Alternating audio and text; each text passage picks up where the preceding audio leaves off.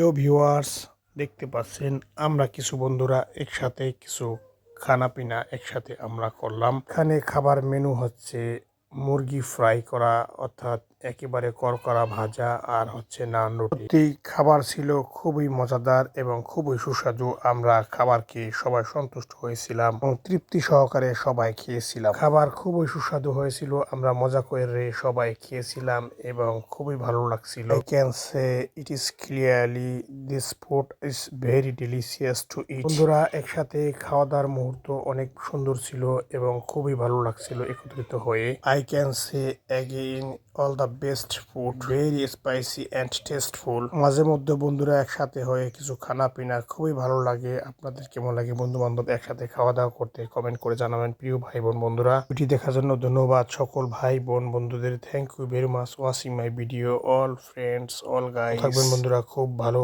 আল্লাহ হাফিজ।